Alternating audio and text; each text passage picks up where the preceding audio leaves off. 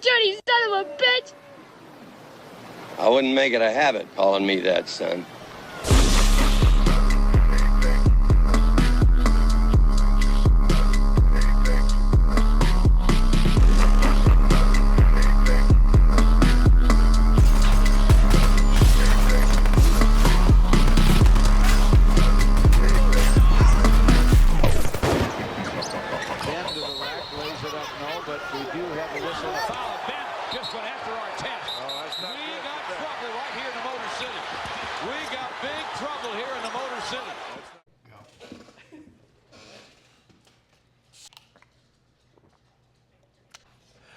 Ready an ammonia to rip before the next episode. Yeah, definitely. What's up, guys? Welcome back to the largest show on the internet with your host, Max Sheether, Sam Sheether, Coach Klong. We're going to get straight into it. I appreciate all the engagement. I read all the comments. I'll start replying to them more often. I've been forgetting to do that. Yeah, they keep calling you fat.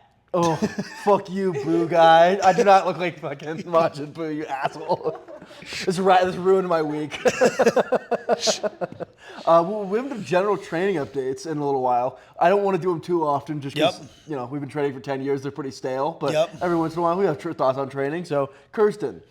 Me first? Yeah, you first. I'll put you on the spot. Well, recently we added another day of training to my week, so that's been fun. Just kind of making it so that each day is a little bit shorter and more feasible, especially longer when I work like 10-hour days at the gym. Then I have like a shorter workout I can do rather than having one of my big days be on one of them and just having to fall on one of my long work days. So would you say like your total workload has not gone up? It's just more spread out now? It probably went up a little bit, but I think it makes more sense for my brain to do the 5 days rather than the 4. So. Yeah. Well, you've been like especially stressed lately, so I assume not. That is true. So not to just keep grilling. No, but I think that's going to be really helpful. And plus, training is helpful for me when I'm stressed, because if I have a stressful day and then I don't train, and then I'm like, what am I living life for? And then I get depressed. So what are your notes on things that have helped you with like training and a stressful job? Because Sam coach, but I feel like it's got a pretty locked-in system, and I work at a factory, which it's pretty chill. So I feel like you're probably the most relatable to the viewers in terms of having like up and down stressful job. Yeah. Just getting into the gym is probably the most important.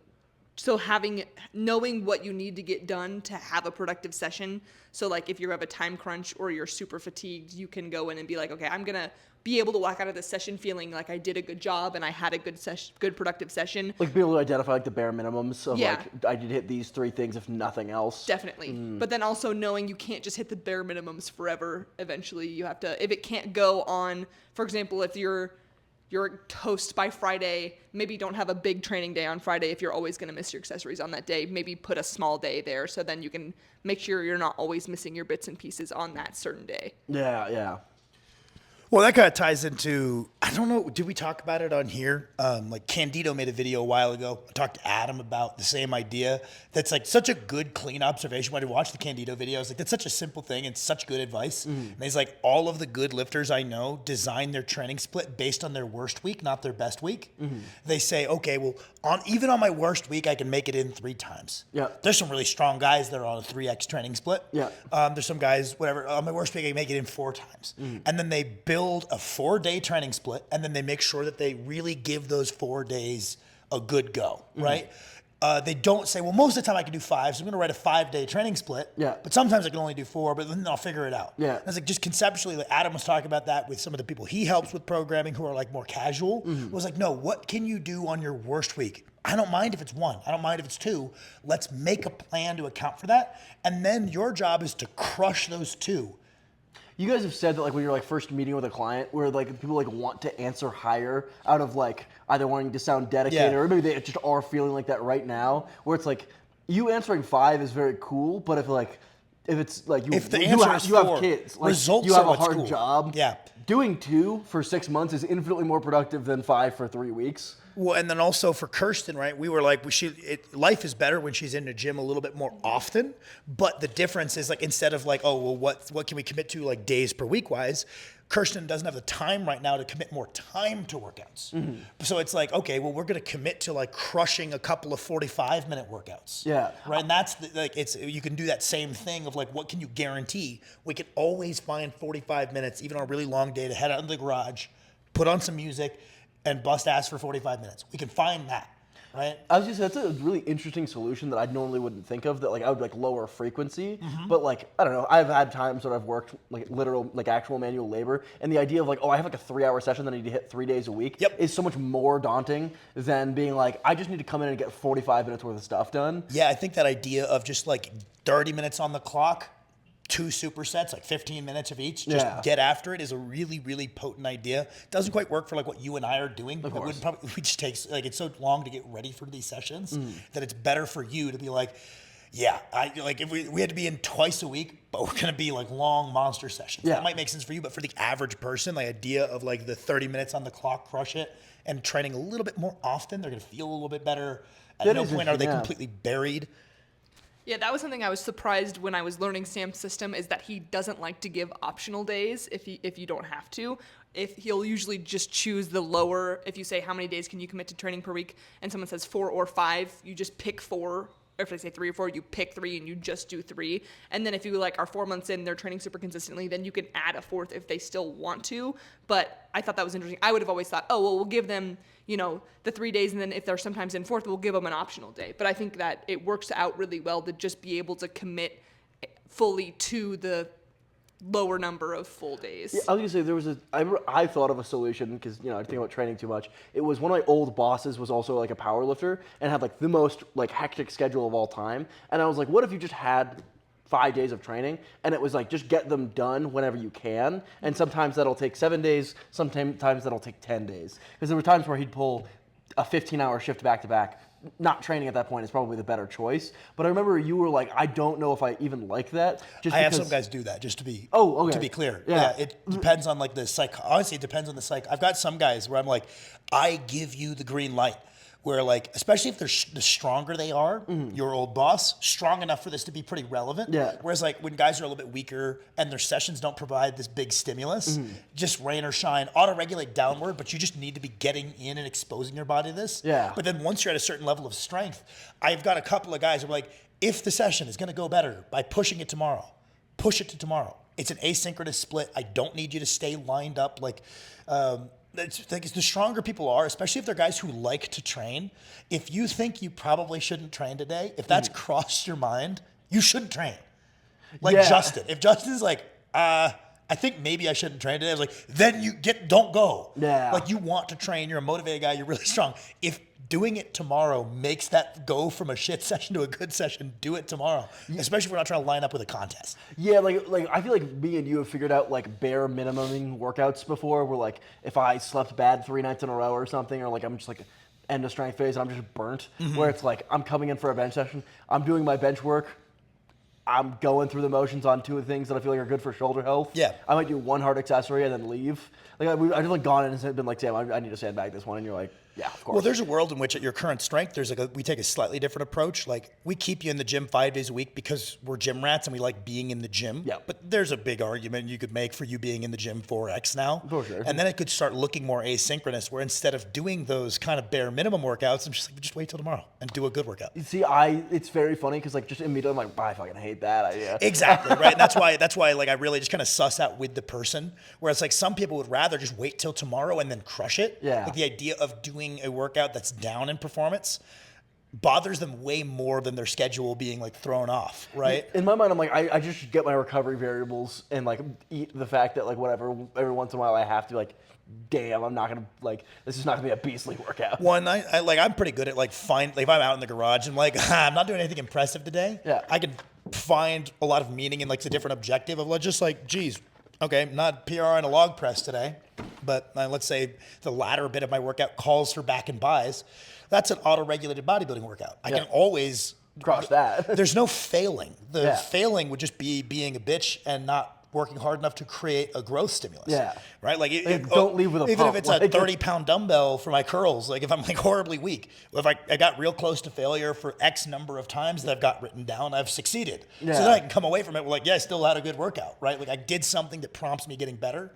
So like some people are so like devastated by the fact that the log press had to be auto-regulated downward that they don't leave in a good mood. Yeah. Where it's like, man, the You accessories. should have just done it tomorrow. It's just gonna demotivate you, and like, Yep. like you're not gonna come in as like fired up. Where it's like, who cares if you're off by one day? Yeah. It's gonna be like a better training stimulus. Where like, I think I'm a lot more just like, I'll only have sessions late walk where I'm like, this is more about recovery than even anything. Like I'm not even like, there's no stimulus. This is Yeah, just it's like, just to feel good. Like if I don't do, let's just say the abductor machine, I know I'm going to be stiff tomorrow. Yeah. And I'm going to leave the gym feeling good if I do these, right? It's like I still do the accessories.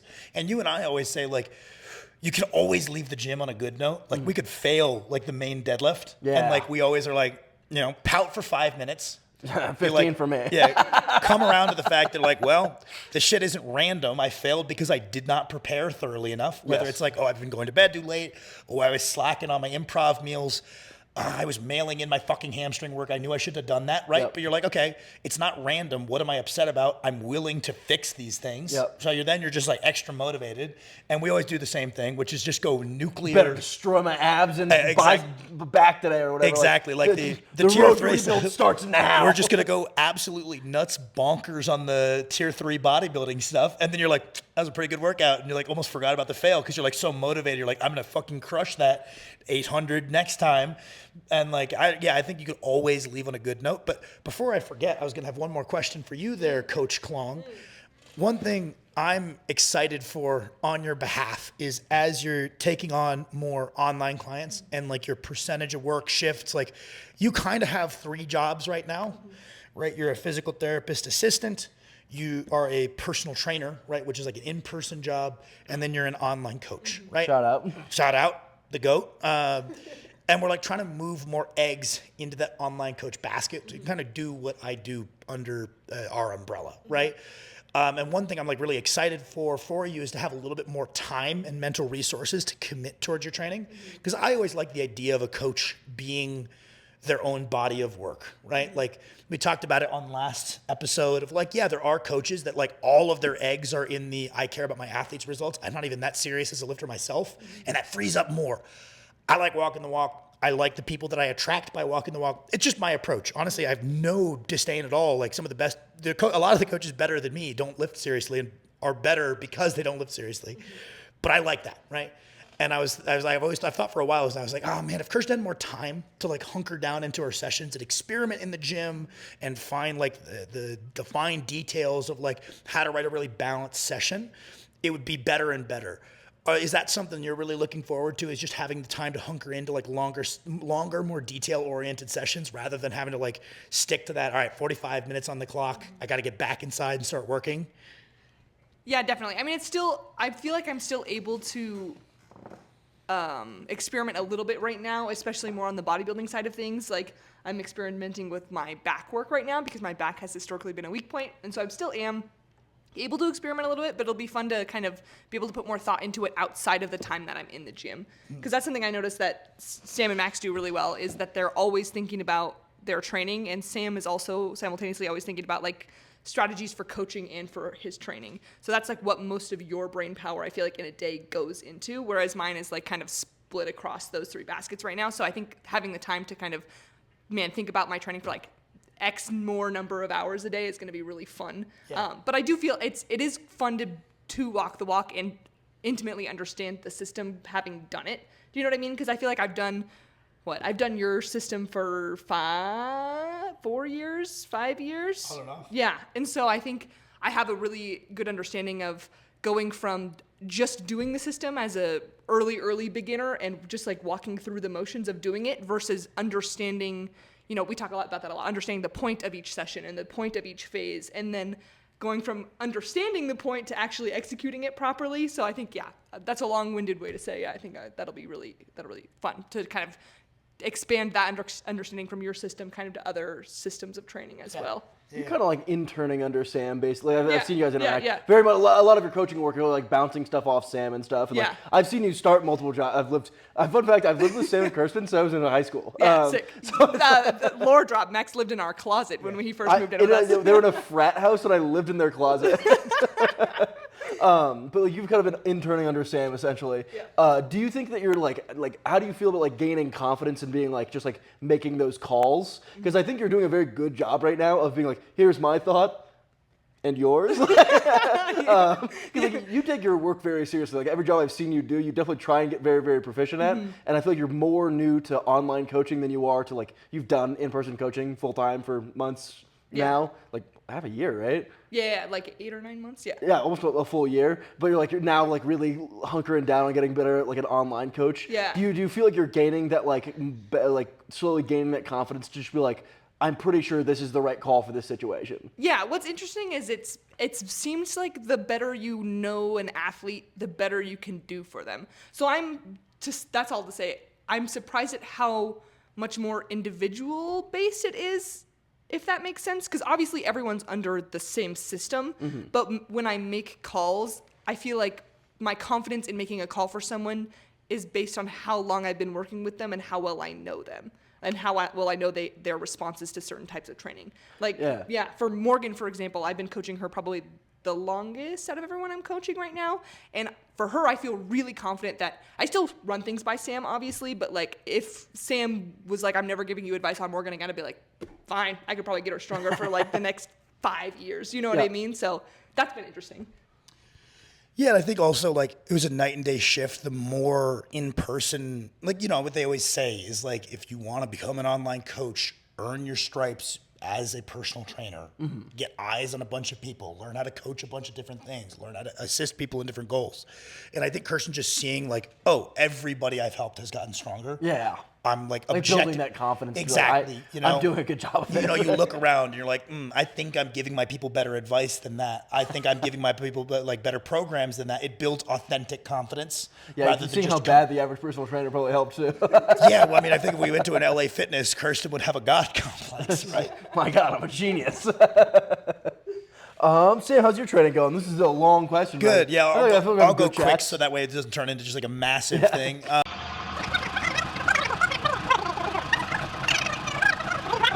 So make sure we can get into your other questions. How's your training going? Short answers only. Short answer, I signed up for a meet in August. Woo, I'm crushing it.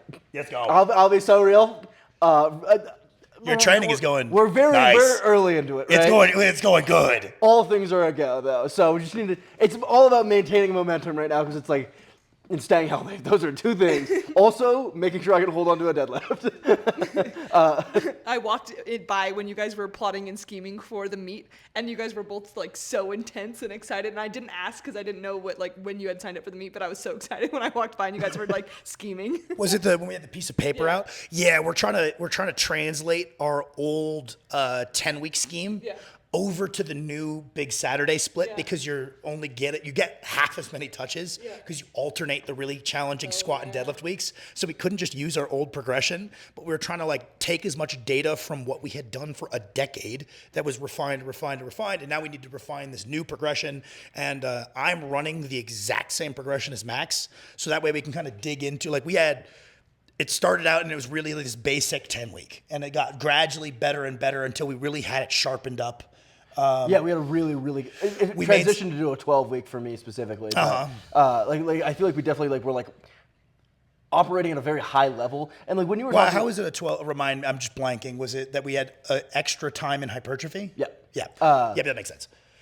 You were talking about like knowing your clients better. It was like both Sam and I were really good at like a coach and athlete within the system. That like Sam. Like one of the things that like I've always said, like if I thought someone could make me significantly better, I would fire Sam, and I think Sam would expect that of me because like it would be really lame. So lame of me to stick like I've got too much loyalty to my brother. Yeah, like that would be so not the ambition. Accepting like an L in your career. Yeah, like I'm gonna spend 20 years doing this and be worse than I could be. But like one of the because there probably there are better powerlifting coaches than Sam. Yep. None of them have 15 years or 10 years of experience working with me, and that alone is like such an insane asset because like Sam knows like this this is what we do if Max misses. And that would take a long time to build up with another like coach. So like under that system, we'd gotten really, really good. And like obviously, this isn't like the craziest transition. It's just 2x heavy lower to 1.5, or 1x lower, 1 lighter. But like it's like I'm a pretty high level lifter at this point, so it's like getting good at doing that at the level that I was before, and like figuring that all out. Yeah, learning like the small new. kinks and It's a new. stuff. It is a new system, right? Like there's a lot. And it's not fundamentally a different periodization or anything. It's the same periodization,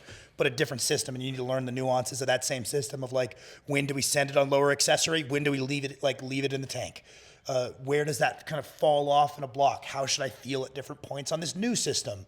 How hard can we push the light weeks on the squats and the deadlifts before they're no longer light weeks? Like there's a lot of things that we could explore. We were just kind of mapping out, trying to make that like a smooth transition.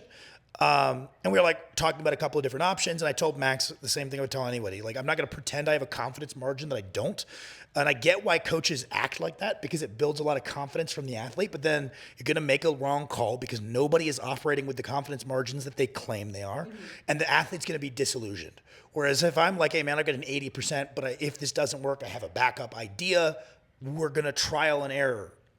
Be honest with the athletes, right? If they respect you and they think you're smart and they think you really care, they'll be like, hey, thank you for keeping me in the loop. I'm just glad someone's putting this much thought into my shit, right? A lot of coaches just mail it in and just send you some nonsense with no thought, right?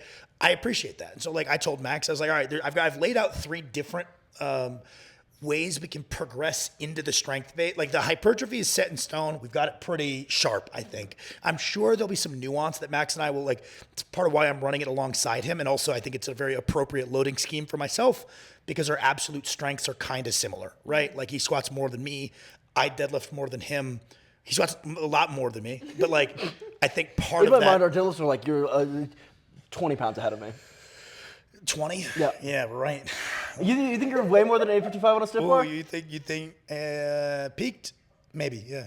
Shit, okay, fair. You're 30 pounds stronger than me on deadlifts. I think And 100 stronger on I the think bench press. before I forayed into like different training, I think I was ready to peak to 900 on the deadlift bar, Yeah, you were strong. and I don't think you're at 880 on the deadlift bar. No chance. No, Okay. no, no. I'm Our saying stiff- my specialization our stiff on bars the stiff are closer. bar. That's fair. Yeah, our stiff bars are a lot closer because yeah, that's fine. I agree with that. Yeah, 30 sounds right. Yeah. Sure. Yeah. And but yeah, I was just like, our hypertrophy is really good. I'm gonna run this alongside Max. I think my squat has been suppressed by the fact that like I was forcing in big deadlifts every week, and I was able to arrange things in such a way to potentiate that working still.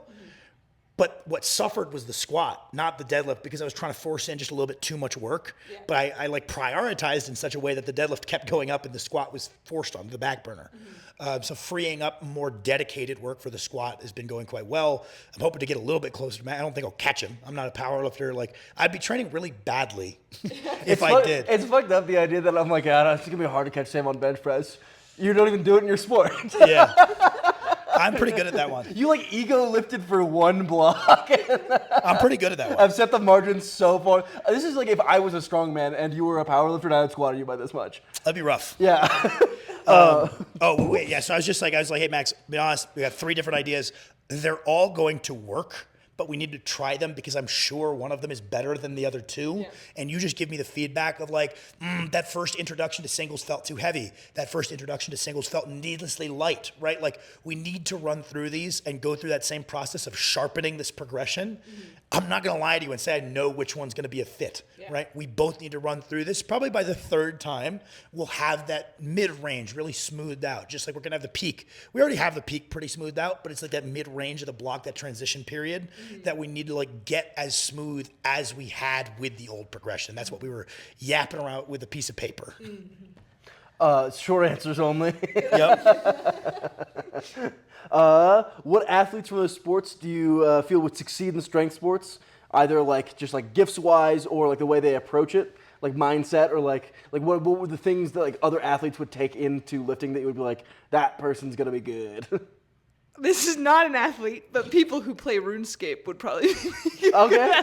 All RuneScape players. You have to be able to grind, and you got to be able to handle when things are boring. But that's going to be my answer, because I don't know that much about other sports. You've said track and field as Yeah, was that's like a fair. really good baseline, Yeah, right? yeah, definitely. Because then you have like good proprioception. you know how to work hard. Because we've talked about that being something that was missing from my game coming from figure skating, is not knowing how to like really physically push yourself hard. So probably track would give you that for sure, as well as the proprioception that I had from skating minus the hard working part. So yeah, that's a great answer. Or yeah. Do you feel like you came in with like a better sense of like working on technique than most people though? Yeah, definitely. Because I think pretty quickly Sam was able to cue my form to be. I think I had good deadlift form on like day one, probably. Right? You agree with that? Pretty good, yeah. Yeah, and then obviously, Your bench form was good too. Yeah, fair. Yeah, so.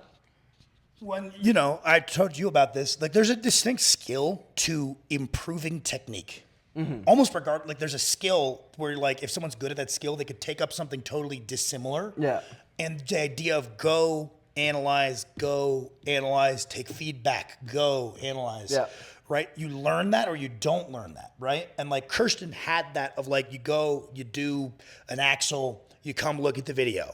You go, you do an axle, you come look at the video. Yeah. And then when she learned at lifting, it's the same thing. If you're like trying to solo work on your form, Yeah. you go, you look at the video, you look at the video, and it's like, okay, cool. This is a format that I'm like very familiar with. And so she was able to like, and like the idea that it's not worth doing junk axles, right? Do it right, Probably would have a lot of success if she started with weightlifting, right? Where it's like, yeah, in powerlifting, sometimes it's not a bad idea to do a shitty bench. It's not the worst. It's not the worst idea, right? It's a low scale movement, and it's not the end of the world, right? Yeah.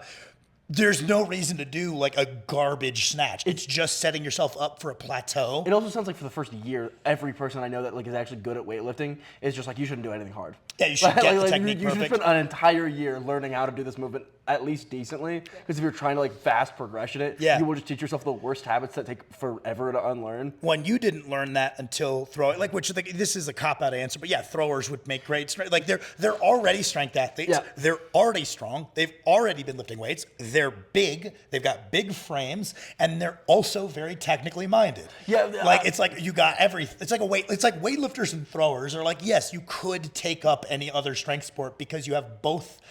You've got strength, athleticism, and also a technique-oriented mind, and you didn't have that at all when you first started. Because you were just like an angsty kid, like powerlifting is what's the Captain Kirk quote? Powerlifting is an external view of how pissed off I am at the world. Yeah. That was a 12-year-old Max. There was no technique, wasn't a thing. It was just how pissed off he was at the world. And it was only slightly because I didn't work very hard. But then you like pushed harder and harder because you were angsty. Yep. And you were getting returns. You're like, oh, so this is a contest of like recklessly pushing yourself and hating yourself. It was definitely like technique is a secondary thing of like, oh, like I like should passively do that. Yeah, and like my squat form got. By 15, I had a good squat. Yeah. Like, I feel like I can say that pretty confidently. Like, didn't have a good deadlift though.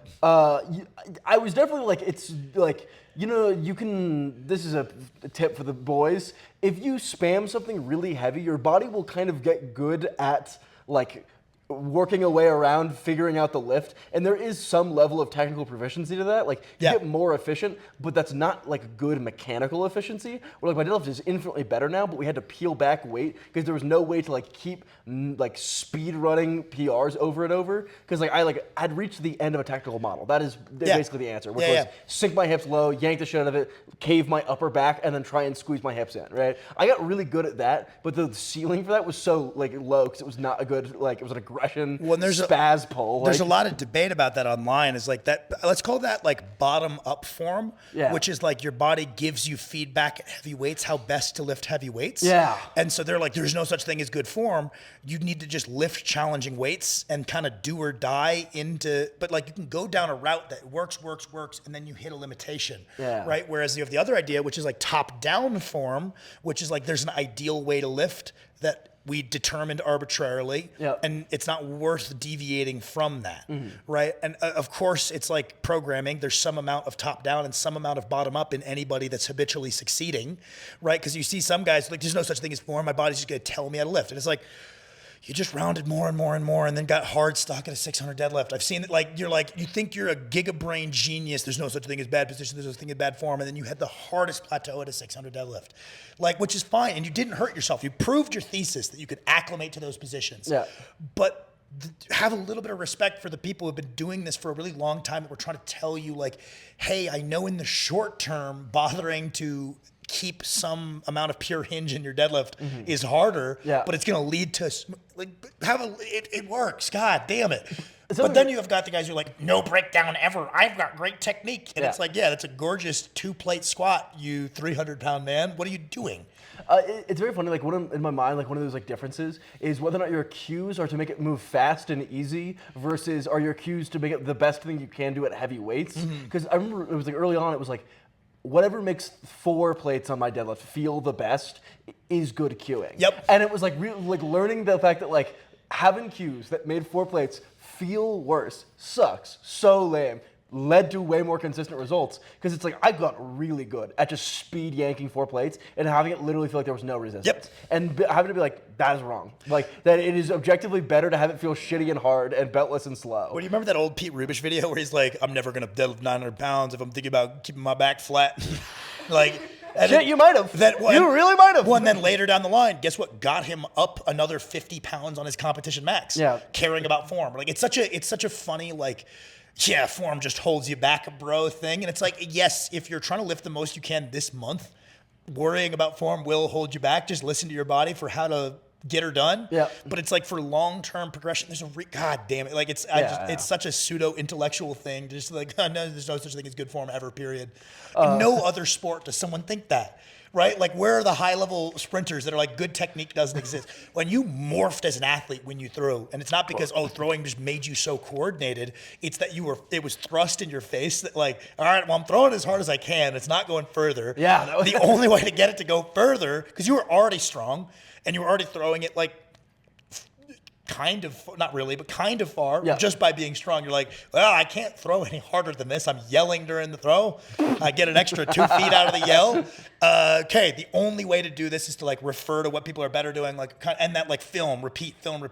And like, it was interesting because I was away at college, but I was like watching your training. Would come back for the summer, and then suddenly you were really diligent about like filming warm-ups. Right, for not just showing off how fast they were, but you were looking at positions and making adjustments. Like that was one of the most transformative periods of you as an athlete, was going from like rah push yourself guy to rah push yourself guy who also knows technique matters. Metamorphosis. I was gonna say, as an athlete, that was a really foundational period because I fully stopped doing school and was throwing and lifting. Like I was going to school. To clarify, I did no homework. Yep. What else is new? And was just throwing and lifting, and it was all I thought about constantly. And that was when I feel like I like became a significantly better lifter because of that.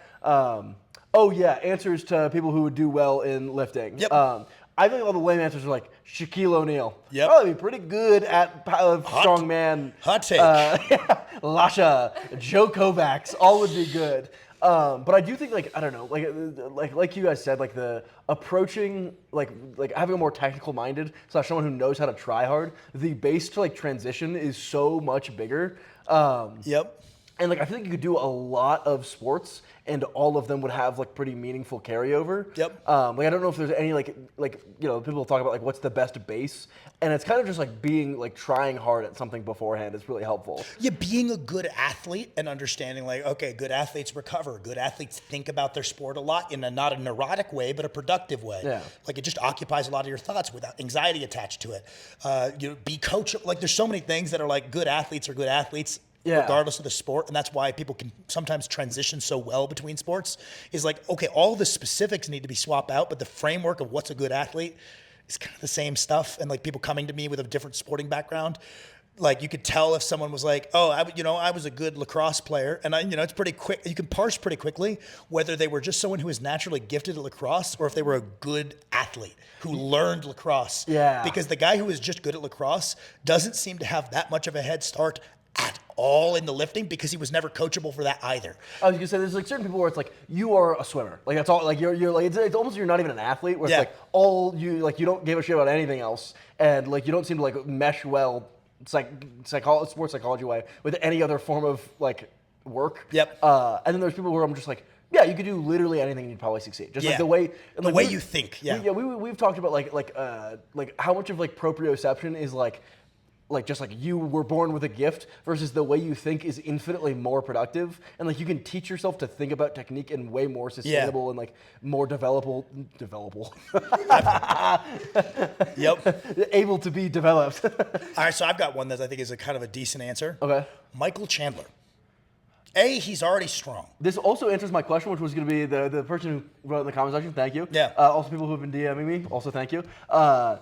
The combat sport athlete that you would want to. I saw that one. Yeah. That's why I was thinking about it. But like, I think Michael Chandler's a slightly more interesting answer than you'd initially think. It's just like, oh, he's strong and jacked. Yeah. Like he's known for being all fast twitch. Michael Chandler, I think, is a great example because he's unbelievably meticulous with his outside the gym variables on a level that's like unique within MMA, right? Like everything's measured to the gram. Like he's a like super clean lifestyle, right?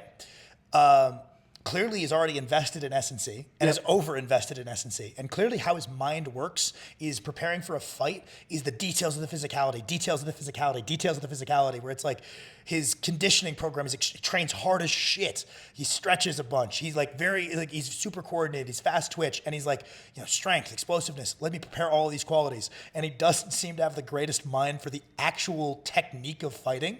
Like he's a guy who throw a perfect kick on a bag, but the actual like dynamic back and forth and the pacing of the fight, like he just doesn't seem, that's not how he's wired. He's like always like preparing for a fight harder is bringing an even more insane athletic specimen. You talk about the guys who are just GPP maxing. He's a GPP maxer, and they just goes and bar fights with the craziest athletic package you could possibly bring. Yeah. So a lower skill sport where bringing the craziest physical package you possibly can, he'd make a killer powerlifter. It was Chad Guida that also was just like GPP maxing, right? Clay Guida? Clay Guida.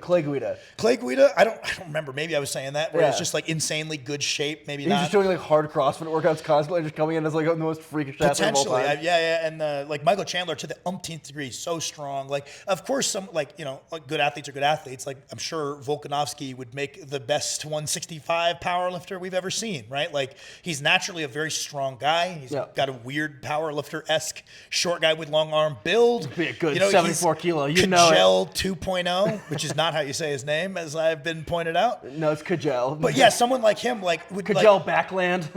But like Michael Chandler on a unique level would like make a monster lightweight strongman, where it's just like someone who's obsessed with bringing the best physical package, has some respect for the technique that needs to be brought, but clearly is more physicality oriented, will excel more at the lower skill of the sport. Oh, that is it. Yeah. Plateau busting tips. If we got any audience members, they've been flatlining their training. How do we get out of that? So I've been talking too much. Here you go, Kirsty. I've talked about this in a previous episode, but the biggest bench plateau buster is pausing your bench presses. We've seen this happen a gajillion times. People will be plateaued for like 2 years, and then Sam or I tells them to pause their bench, and then they break their plateau. So pause your bench presses. We'll start it off there. Wait, what? What? Just like pausing their bench breaks the plateau? That's so interesting. Yeah, 100%. It just breaks the plateau. What? There's a developmental effect that comes with the inclusion of a pause, right? Like where we've talked about like going... Is it like chest weakness? Like Yes. they're just not getting the bottom 1 inch of any... Oh, I think... Yeah. Then you could like argue like compensatory acceleration, power, blah, blah, blah. But really, it's probably mostly just chest weakness. Yeah, it's like I think that was something that happened to me, right? I was touching going a lot of my work really, really early when I was first learning. And then at some point, someone was like, don't be a dickhead. Pause your benches. You're training for a pause bench, right? And I remember when I switched over, I had to drop my E1RM slightly, and my pecs were sore, way more sore every day, just from that inclusion of the pause. And there was this really, the exact same volume had a way more significant developmental effect for my pecs. And I think that's very important for early on athletes, because the big difference between you, guy who's stuck at 165, and the version of you that benches 2 plates, the biggest difference is in just how thick your chest, it's in the pecs.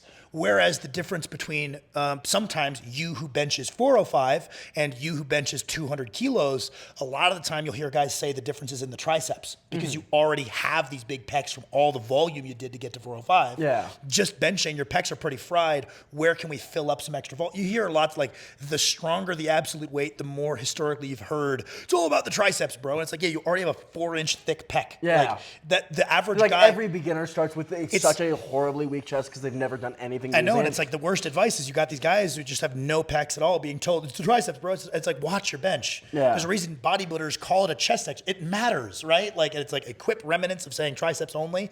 Push-ups are a great idea, right? And so, like, Kirsten has found and I have found a lot of the time, just like getting a better developmental effect from the bench you're already doing will just suddenly free up someone's bench. They hate it because they have to take a step back. Or sometimes I'll tell people like secondary day, train it as a variation if you don't want to admit that like maybe you can't bench your bench with control. Yep. That's fine. Do it as a variation, but like there's a very distinct developmental aspect to pausing. That is like super interesting, alone yeah. could be a plateau breaker.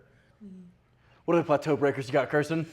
Oh, me? Yeah. You've broken some people's plateaus. Yeah, that's true. More volume, being willing to pull back farther, which is similar to the pause bench, right? Just like Sam talks about battering ram analogy, right? If you're just kind of pulling the battering ram back 2 inches and then slamming into the door and the door is not breaking, you pulled the battering ram back farther. So that's another huge one, is just being willing to do more submaximal volume. Hell yeah. All right, brother, do you have any ideas? Yeah. It's the lame answer. Work harder. Yep. Almost always works. Yeah. People hate, we've talked about this a million times on Large Lads. Everyone hates to give the answer. For some reason, it's not allowed in strength sports. So often have I been like, my bench is stuck, and then I just try harder on my bench, and it just works. It just fundamentally works because I tried harder and I got stronger. Well, I mean, and that's worked for me in the past too, right? Like my squat was pretty dang plateaued, and then I just had a crazy SSB block where I just came into the gym and then squatted really hard at SSB sets, and then I came out of that, and then I hit like a 40-pound squat PR, so it works. Yeah, it's very funny because it's like, it is the answer that I don't want. And like, I'm always looking for like, what's the weird technical? And it's like, sometimes it is just like, I was not working hard on my triceps. Yep. That's literally all it was. There's no secret bullet that's like the plateau busting cue. It's just literally on all of your accessories, put an extra 10% in. Well, I could put 20% in. One, if you knew that session was going to be disgustingly hard, Yeah. and you knew that coming in, guess what? You'd prepare. Like, there's downstream effects to training harder, where you're going to recover harder. You're going to be thinking about it more, which we talk about. Like, think about it a little bit more. Yeah. Don't be anxious, but have it in the back of your head, like that you're preparing for this. You'll drink a little water when you wouldn't have otherwise. Yeah. And that's going to make a difference. And knowing that you've got this thing, it's like, oh, that's going to be tough. The tough training will get you better. I saw a comment. I shouldn't read comments as much as I do, but there was a comment the other day that was like, "Oh, it's so frustrating to hear all these influencers say like the answer is to train harder, right? Like, a lot of us already train hard." I'm like, I'm sorry, man. I don't see an epidemic of guys that aren't training hard enough. I don't.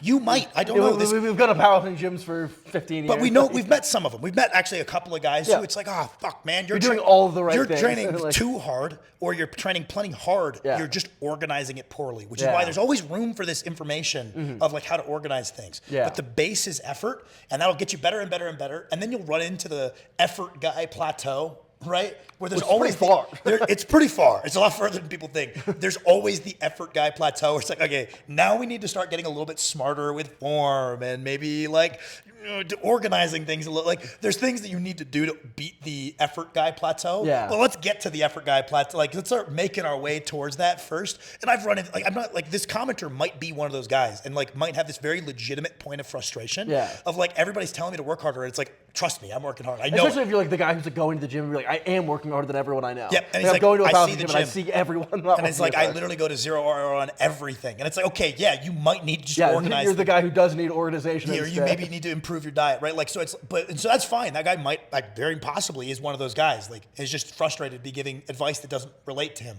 Yeah, probably not, The number though. of likes the comment had, I was like, oh, there's a bunch of you fuckers that are not training hard enough. I see at the gym, there's not that many of you guys who are at that point where the answer isn't at least partially working harder and then like easing into and then do both at the same time. Don't be a dickhead. I also like the way you guys phrase it as redoubling your efforts, because as like work hard guys, that's usually how I hear you guys say it, at least, is like, oh, well, I'm already working like at a baseline. Your guys is lacking on something. I know we've talked about this before, is like still really, really, really, really good compared to most people. But I like that phrasing of, okay, well, I'm working hard, but there's an area I can redouble my effort and put more focus into that does seem to be like really effective. Yeah, I was gonna say, I feel like the version of Sam's answer that's like cyclical work of like working hard isn't solely just 0 RIRing it. It's also sleeping and eating, and like technique is working hard. Like going and being neurotic about your warm ups and filming all of them. And Pause. What's up, guys? All right, we're Sorry for back. technical difficulties. Our dog made an escape attempt.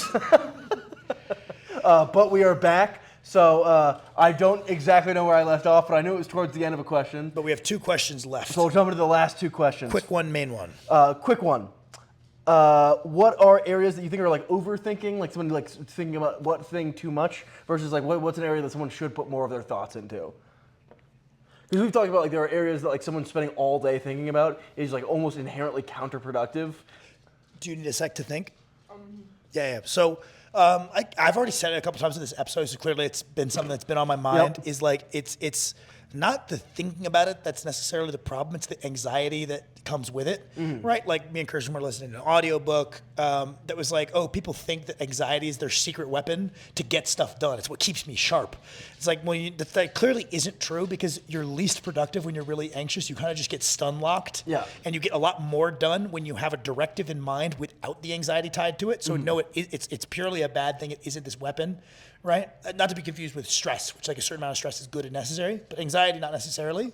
And so I kind of view it that way, where it's like, think about your training a lot, think about the details can be good, but if there's anxiety that comes with that, you just kind of stun lock into not actually making progress, or like trying to think your way through something before trying it is like, that's something I've had to come to terms with. It's big YouTube guy epidemic is like, sometimes you just got to jump in and try a workout and see, oh, well, it did work. All this stuff on paper told me it wasn't going to. I'm going to rock with it. Or like, oh, Like us coming up with the system for the meet, it was like Yep. we could come up with the best ideas in the world. It literally doesn't matter until we do 2 or 3 blocks and have active feedback. exactly. I could have racked my brain for like several hours, be like, what are we going to next do? What's most likely to work? And I was like, I came out with 3, and I'm like, okay, I could see all 3 of these working okay. Realistically, the only thing to do at this point is to learn by doing. Yeah. We're going to run through this block, one next block, compare and contrast, and then sharpen from there. And it's like, especially with new lifters, that's like everything is just go do the just go do the tricep extension. Yeah. And then think about it after, like go get some practical experience, right? Like go do the thing and collect some data. Thinking without data is just kind of spinning your wheels. So I guess that's also an answer, is like there's that anxiety that makes it useless. And then also thinking without collecting data simultaneously is probably just spinning your wheels for no reason. But I'm a huge advocate for thinking about it a lot of the time. Like I think that's important. But you're right that there's like, I know some people that are like habitually intermediate lifters that also are like thinking about it all the time, but it's like, wow, that's the least productive way you could be thinking about this all the time. Like you're just scared of the session and that's it. My like 2 notes were gonna be things that are in or out of your control is a really, really big one. Is that like obviously positive versus negative emotions, big one is just being like, is it like coming in just like, oh, I hope this goes well, versus like, I'm so excited for today. Usually my workouts go a lot better when I'm not just like actively fearful. Yeah. But you know, I have good workouts sometimes when I'm just scared. Yep. But like thinking about like having concrete cues of like, what do I need to do a good job of today on bench, rather than like, I hope I feel good today on bench. Yep. Like that's not doing anything for me. It's just like, oh, I hope I feel awesome on warm-ups. It's like, that's just like kind of weird pressure on you with no benefits. Or like oftentimes I'll just be like, what accessory am I excited to push hardest on? Because that's completely a choice. Yep. And like by the time I get to there in the workout, I'm like kind of low on energy, but I'm like, this is the thing I was looking forward to. Now's the time to go at it. So like having this like later in the session thing, I'm just like, I'm excited to crush my tricep extensions. Yeah, like the mental movies of like seeing myself going yam on the hack squat. Then when it comes time to go yam on the hack squat, I've been waiting to do this all day. Like those are really good ones, right? Is like coming in with technical directives, coming in with effort directives, like things of like just try to sit back, remove yourself, like objectively. You're this athlete that you're overseeing. What do they need to work on? Are they a deadlift technique guy where it's like that? Rain or shine, maybe I'm weak today, but I'm going to make sure I'm really working on my technique. Or are they like, technique's good enough, I need to be an effort guy, like come in with those specific directives. And that's a great thing to be thinking about, is those directives. That way you're almost kind of giddy to go do them, whether it's just sending it on triceps, fixing your form that you were kicking all last week. You're like, can't believe I did my RDLs that shitty.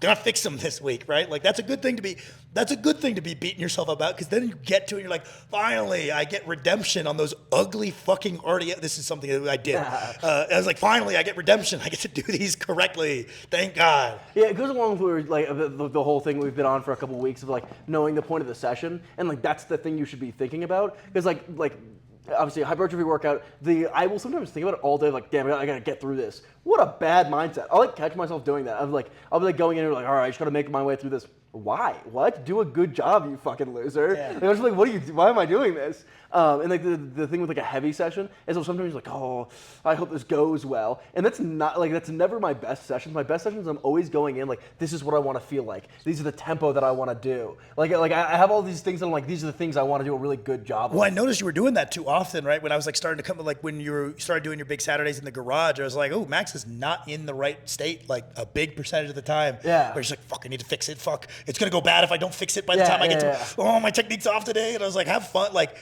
All of us enjoy, like a big reason we're here is because we like lifting weights and like the nuance and like the hypertrophy part, right? Like there's tons of things we like about it.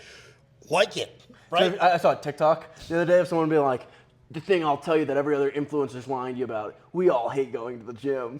I was like, oh no, is that true? Everyone else has been lying. We're just like the weird fuckers. Kirsten, what are your thoughts? Well, I was just gonna say, kind of on the other end of things, I feel like a lot of people don't think about training at all outside the gym. So that's kind of if you don't think about training outside of your time in the gym, that can be a really untapped, kind of lever to pull in terms of an easy way to make some good progress is kind of like this is something I have to work on, right? Like preview your session the night before or the day of and kind of be like, okay, thinking about it, getting excited, Even knowing just what your like weights 5 are. minutes beforehand. Yeah. Sometimes I'll have like a stressful day and I'm not the best with it, but like it's always a good habit if I do it is sit in the locker room, take 5 minutes. Or in the car, Yeah. while you're on the treadmill and like just mental run through it. Like what am I doing today? It sounds so stupid, but like, I have a Google spreadsheet that I go through and like you really can just autopilot your way through, but just having like one moment of like self like awareness of being like, okay, here are the tasks for today. Here's what I want to come out of this with it's really funny how big of a difference it makes sometimes. Massive.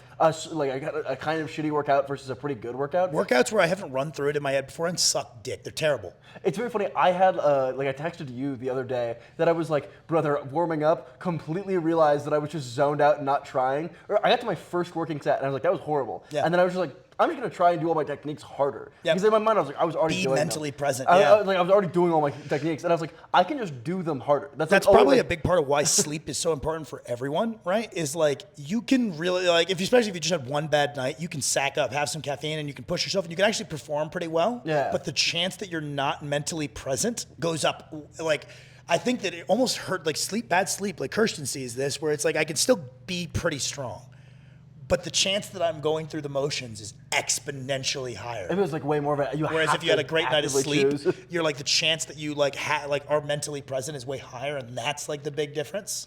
We'll get into the final one, which very funny. The best one for last. This has been something I've been thinking about a lot, and it like ties into the rest of them, which has been delusion and aggression maxing. You came to me the other day, and you can correct me if I'm missummarizing this, but you were essentially like, brother, a lot of people are having fucking crazy pop-off workouts and are like more often than us, and like they'll come in with like this like crazier sense of like purpose or like aggression, and I think that sometimes we're missing that because like we're hyper rational dudes. If you haven't picked up from our weekly, really cerebral guys, but like sometimes you could like really out rationalize yourself out of success essentially, and like especially because it's like. Most of the people I know that are the most successful people aren't even the smartest, and it's not that like smartness doesn't help. It's just that like you can be like, what are the odds I actually succeed at this? Like, is this like is the juice worth the squeeze? Whereas like a dumb person is just like, yeah, I'm gonna try it, like, and like they don't think about like the consequences or like failing or like an MMA fighter. Like a lot of them are not the smartest bulbs or the brightest bulbs in the shed. Yep. It's 3 different metaphors at once. Because it's just like the idea that like to have enough confidence to go in and risk your whole career requires you to just not like just be like I'm undefeatable. Like it's just this weird arrogance that like kind of can like benefit you, and that you're like I think me and you kind of lack that sometimes. Is like both of us have a lot of like positive self-belief, but it's always like in this veil of like smart training and like I have this like 10-year plan or whatever. Yeah. So that's been my recent thoughts from our conversation. Yeah, and like Josh Bryant put up a post, right? Josh Bryant has a very unique perspective from other coaches, right? Like he just thinks about things very differently than a lot of other coaches, like sometimes to his benefit, probably sometimes to his detriment, that it's like pretty fundamentally different. We rolling? Okay. Yeah. I got so nervous there. It's I was pretty like, fundamentally different, right? And like he put up this thing that like the best lifters I know have the two sides where they're both very analytical and they're like meticulous with their preparation, but they're also like reckless. They're willing to send it. They don't see any reason they can't just hit a 40-pound PR. Like they have both. And I was like, really? I feel like it's all that first one, right? Like we've gotten to where we are by being like, bad sessions happen for reasons usually, and you can head off those reasons and you can train at this really high consistency. If you didn't get something, it's because your details of your preparation were like, if you didn't do it for long enough or it was inadequate or some of the details were off and you adjust those. It's like this very meticulous thing. And I was like, he's probably right? At any time, like, oh, the next step forward is always this different thing. And sometimes it's coming back to an old thing, and sometimes it's something completely new, right? Like maybe the bench in the past was like you needed stronger pecs. But maybe next time it's a technique thing that's going to get you. It's always something different. Sometimes it's returning to old things, but sometimes it's totally new things. And I was like, man, I wonder what me and Max need to do to push to the next level, because there's people that are way stronger than us, and that bothers. I don't like that. Yep. I need to fix that. I don't like that. Number one on the to-do list. One bit. It really annoys me that people are way stronger than us, and I'm going to fix that. And so I'm like, okay, where's that next frontier? Our diet is better than most. Not that there's plenty of room to dial in, right? Like the examples of dieting done perfectly is like Brian and Hafthor, where it's like this high volume of pure clean, that is like with unbelievable adherence. That's it done to the highest level. Strength sports are a little bit lagging behind compared to like really developed sports with a lot of money. So, but like we're above most people in terms of like the rigor of our and consistency of our diet, right? Like our training variables. Like I'm like, okay, we do these things pretty well. Yeah. And I was just thinking, I really think part of that next frontier right now is in the mind, right? And specifically like maybe getting a little bit more on that reckless, that like, of course, follow the structured workout. Don't get yourself hurt. Don't be retarded. But like maybe it's the avenue is in like being more aggressive or whatever it might be. And like stop trying to be so rational and think your way to PR. Maybe we are like those soy jack dudes that are like, maybe I need a triple undulating thing. You bench 185. Where's your gusto? Drink a fucking gallon of milk and go do fucking 10 bike. Like, you know what I mean? Like, not that that's the best way to do it, but you're trying to think your way out of an effort problem. And I'm like, maybe right now, turning the corner to us elevating to the next increment up. I have to believe that's in the mind as much as I've been on like a big hippy dippy kick. This is you talking to me about this. I was like extra like, oh, let me think about this, because it's really out of character, I would say, for you to be like, what if the next frontier is in our mind? Yeah, I like that's like you're very much so a most certainly is practicality guy. But it is, it's in the mind. Well, like realistically thinking about it, right? Just as like a what are the two forms of evidence where it's like causational and not causation. Data versus mechanistic. That's what I was going. We're like outcome. Outcome. That's what I was looking for. Thank you. Outcome data, right? If I just look at it like, hey, my best blocks are always when I have this like really like truly irrational sense of purpose, right? Where it's like if I think about my meet as like, no, it's my next stepping stone. I'm hoping to hit like BRs. That's like I have mostly good meets, almost exclusively, honestly. If you go through my open powerlifting, I've missed one deadlift ever, and I've never missed a squat, and I've missed a handful of benches over my 12 meets. We've had really good performances, but like the really standout ones. You missed a squat? No, I never missed a squat. Really? Nope, never missed a squat. Okay, interesting. Yeah. I am, I think, like 36 for 36 on squat attempts. Jesus. It's really funny. Never missed a squat, and then like a smattering of benches. A reasonable number. Yeah, I've missed an opener on bench, I've missed a second, and I've missed a third. Nice. And I've only ever missed one deadlift, which is still the. Was it the meet at Prime? Yeah. Yep. I thought it was a squat for some reason. I just remember you being pissed. Yeah. But like me when I was like 17, I remember it like felt like I had this like soul-driven purpose, and like every session was like building to that. And I was like, I think there is a benefit to that. And like it sounds stupid of just like it is just another stepping stone. It doesn't really matter that much. But like that like confidence and purpose, I think is like really really helpful. And like. Or like just being like, oh, it's gonna take me 3 to 5 years with good consistent training. Where it's like I should want to get there as soon as possible, and like a lot of guys overdo it. So there is like some balance there. Yeah. But like just being like, oh well, this is the most I progressed. Why? What are you talking about? Like oh, this is the most I could PR by. Says who? What are you talking about? And like just coming in and be like, I'm gonna do everything I can to prove that wrong. I've been like at some points been like resided myself in like this is the most I could PR by, and like I've gotten smarter with my training, but that doesn't need to mean that I'm less ambitious. The with, mental, the mental side of it, right? There's that sense of purpose that you're describing, and like, there's an old Mike T video that's like, don't just survive it, thrive in it, right? Like, yeah, like if I'm going into my squat session, it's not like, oh, I just like need to get through this. Like what I was just talking about, like I should be going in like I'm gonna put every ounce of effort into becoming the human being that I want to be. Because why wouldn't I? Like I'm gonna be in there. I'm gonna be in there for 3 hours a day. it's a nerdy phrasing. You hear my phrasing, brother? I gotta be a fucking dog. Yeah. I gotta start dogging these sessions. Max, I've really been like. We had this discussion, and Max was like, "Oh yeah, you're saying that I really got to make sure that I remember my purpose." And I was like, "That's not what I was saying. Attack the workout. I'm not gonna lie. This has been like kill the workout." We had a chat about this like I think like a week ago, and like Max translated into some dork shit. It's intellectual. Dog in it, Yep. canine. Yeah, I don't know. Like it's like the sense of like purpose and direction is key. But like I also think like for me like the periods, the periods where I'm like everything feels weighty, it feels important, right? Because I think it's fairly easy to be objective and say this shit doesn't matter. Yeah. There's people dying. There's so many very rational reasons why our workout doesn't matter. But you could go very far down that, and I think you could make some very good arguments that none of this shit matters, right? Yeah. Like no specific in day-to-day life matters, and that's a terrible way to live life. Yeah. It matters because it matters to me, and it matters to me a lot, so I'm allowed to have these strong emotions and this strong sense of direction attached to it, and people can think that's cringy if they want, but it matters because it matters to me in a high magnitude, so I can derive a big sense of this shit matters, and I want to encourage that. I don't want to be telling myself, oh, it's just my dumb little hobby. Like, your subconscious is listening. I want to be good at something. I don't want to be good at fucking nothing. I want to be good at something. This is something that I can be good at. We've talked about it's like lame when people are like clearly like ashamed to be passionate about something. I feel like that's something that I've decided is like a fundamental part of my worldview is like things that I like and I enjoy and I love. Like it is incredibly cringe to be ashamed about that. And like the idea of like I'm not attacking the thing that I choose as the number. Like lifting. Sounds lame to say it, is my like North Star. It is the guiding force of my life. It is my main priority. Why would I not give that everything I have every day? Who cares if it's lame if I'm to spaz in my garage? Yeah. Like I should like it is so much more lame to not give effort to the thing that I'm saying. Like I had the thought in the garage while I was like, getting fired up where I was like, if I'm gonna do like if I'm like this is the main thing in my life, how I do this is how serious I take anything. Yeah. Like, if I'm not taking this seriously, I'm taking nothing in my life Life is seriously. just flat.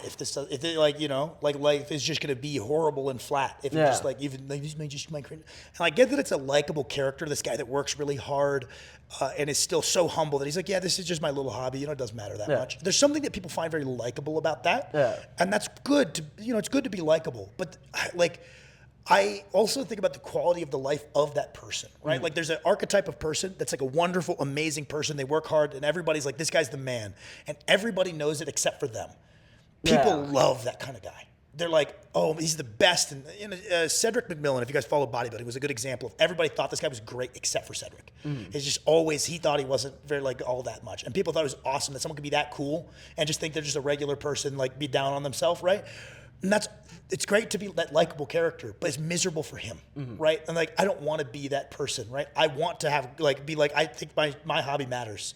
I get fired up about it, right? Like, and I will forsake being this super likable, it's just a little hobby I do on the weekend, I go out and drink still. Like, it's just a little thing I do on the side, and I happen to be world class. I get that that's some kind of cool character. Hey, I get that that's a cool character, but I'm more concerned with like authentically enjoying it than I am concerned with being the cool character. You know what I mean? Ruthless aggression. Let us know what your guys' thoughts are on delusion maxing. Attack. Yeah, Max tried to turn it into some dork meaning thing. Like, I don't know. Keep your form good. Don't go too far. But like you said, correlationally, like when you have direction, it's good. For me, it's when I'm gonna kill these tricep extensions. The machine will be broken by the end. Sam keeps walking around being like, I have to figure out how to be more aggressive. He's just been like walking into the room and saying that like for the past 2 weeks. So the whole house went and got ice cream, and while we were having our little ice cream cones, Sam was like, "I've been really trying to figure out how to be more aggressive. I'm trying to work on that."